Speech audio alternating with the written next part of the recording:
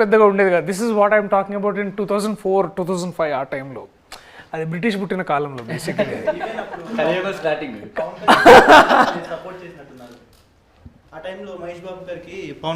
అంటే అప్పుడే the industry, the whole industry. అప్పుడు అల్లు అరవింద్ గారు వచ్చి ఒక పెద్ద పెద్ద ప్రెస్ మీట్ పెట్టి సెషన్ కూడా ఇచ్చారు. దాంట్లో వారు ఒక మాట అన్నారు గుర్తుంది. ఇంకెందుకు మేము సేవ్ ఇండస్ట్రీ అదొకటి. దెన్ ఇంకా నాకు బాగా గుర్తుంది అల్లు అరవింద్ గారు చెప్పిన మాట ఏంటంటే, అది చాలా సెటైరికల్గా చెప్పారు అనుకోండి ఆబ్వియస్లీ, దట్ ఇంకా మేము సినిమాలు ఎందుకు, మేము కూడా అందరం కలిసి ఇట్లా టీవీలో సీరియల్స్ చేసుకుంటాము.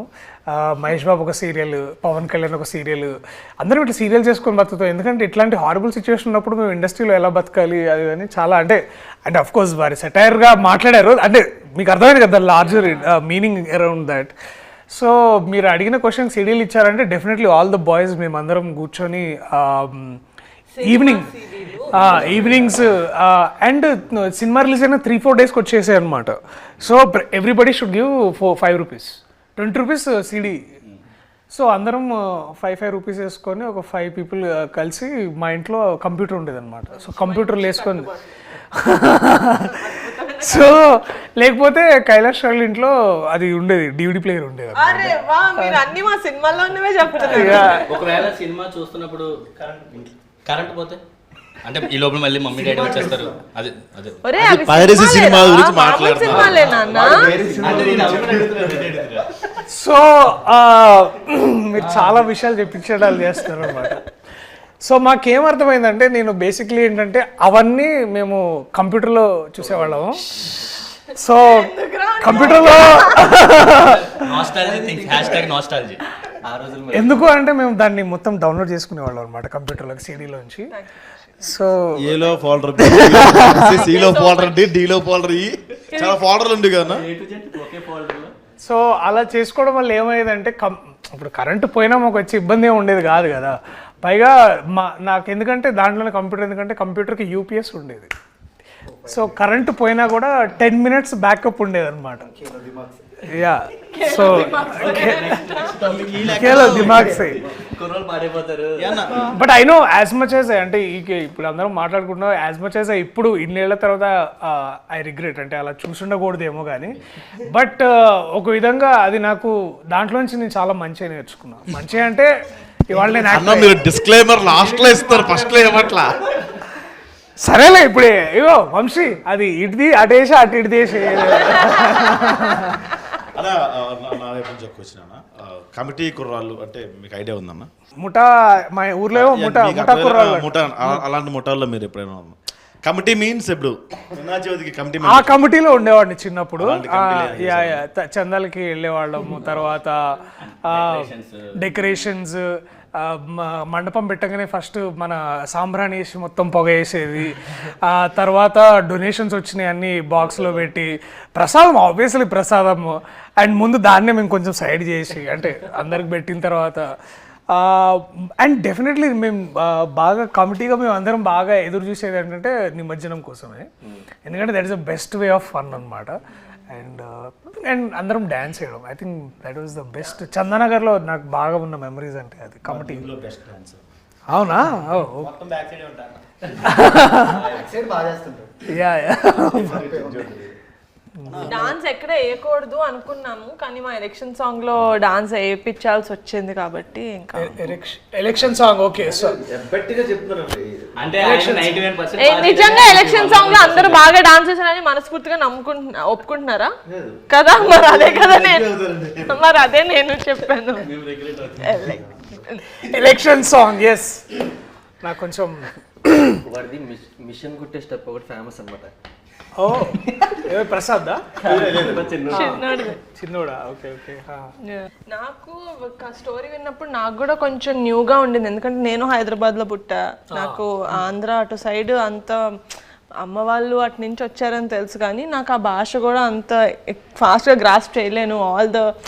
ఆ రోజున మళ్ళీ రావులో సగం things I genuinely don't relate to, because I'm not from, నేను అంటే ఊళ్ళలో పెరగలేదు కదా. హైదరాబాద్లో ఇదేదో చేస్తారు కదా ఆకుతోటి, రాకెట్ చేసేది, టేప్ వేసేది, ఆ మంట వచ్చేది.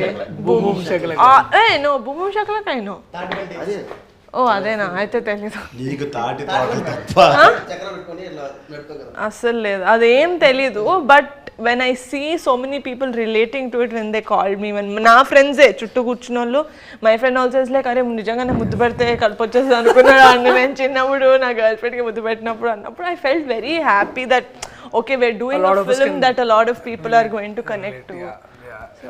అండ్ ఆ మ్యూజిక్ కూడా killer music. I think Karthik did a fantastic job. ఆ పాట పాడిన కార్తిక్ చాలా బాగా పాడాడు. నాకైతే personal favourite is of course నాకు ప్రేమ గారడి చాలా ఇష్టం. ఆ రోజుల్లో is my second favourite. Prema Garadi నాకు చాలా బాగా నచ్చింది.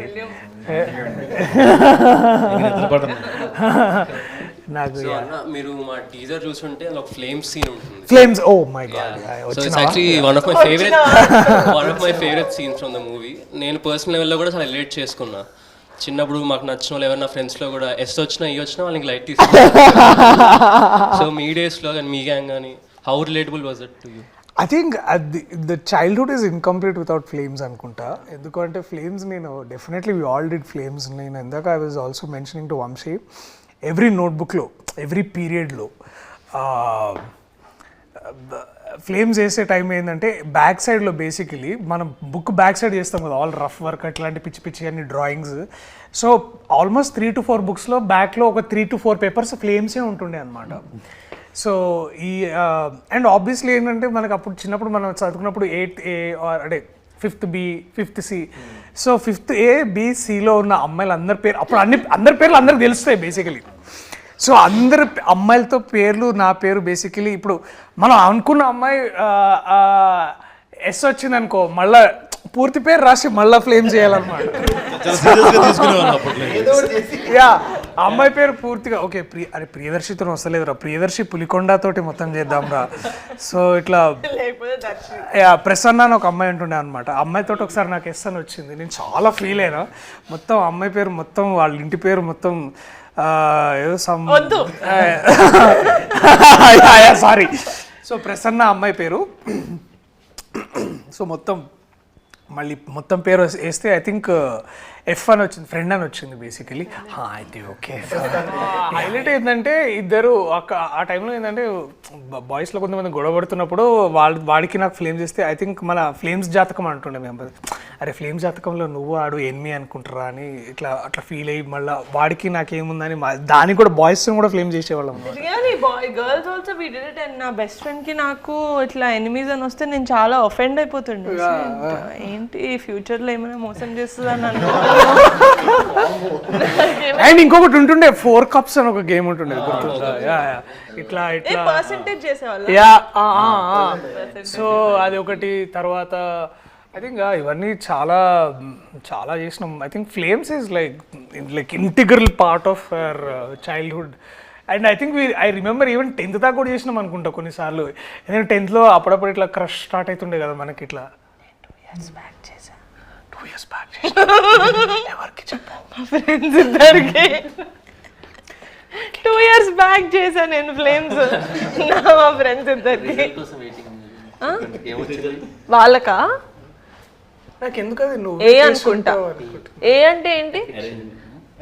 Arrange marriage. అరేంజ్ మ్యారేజ్ ఏంటిరా? ఎఫెక్షన్.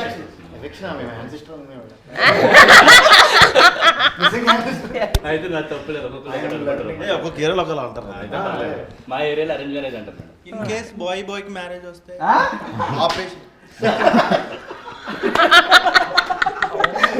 చెప్పానా వాడికి మైక్ ఇవ్వద్దని, మళ్ళీ వాడికి మైక్. బట్ ఇంతే గోలగోలగా ఇలాగే ఉంటుంది మా సినిమా. మీ డార్లింగ్ ని జనాలు ఎంతైతే ఎంజాయ్ చేశారో, మన డార్లింగ్ ని జనాలు ఎంతైతే ఎంజాయ్ చేశారో ఐ థింక్ ఇట్స్ సర్ప్రైజ్. ఎందుకంటే ముందు చేసిన డార్లింగ్ కోసం నేను చేసిన ఇంటర్వ్యూలో అప్పటికి మనం రివీల్ చేయలేదు that I'm part of darling.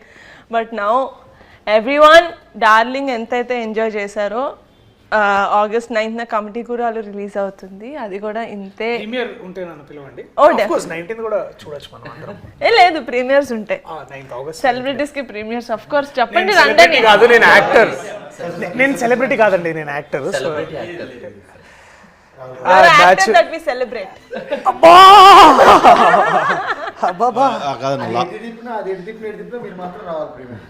Thank you of course I love to watch it. నాకు ఈ నాస్టాల్జియా ఫిల్మ్స్ చాలా ఇష్టం. సో నాకు ఇప్పటికీ I think one film that we all I think Gemini కానీ ఐ థింక్ జెమినీ మాటిలోనూ Autograph sweet memories వస్తుంటే we all hook to those films. But I think I'm amazed man. Me commitment చూసి నాకు నిజంగా I think I'm still not unbelievable. అంటే నేను చేయలేనేమో, అంటే ఇంత వెయిట్ తగ్గి అంత డెడికేషన్ అండ్ టైం ఇవ్వడం.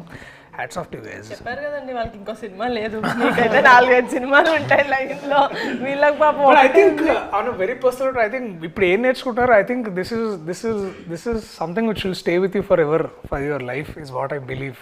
అండ్ ఐఎమ్ గ్లాడ్ మీకు ఇట్లాంటి ప్రొడ్యూసర్ అట్లాంటి డైరెక్టర్ దొరకడం. I think lucky guys men like lucky. Thank you so much for doing this interview Thank you for so us.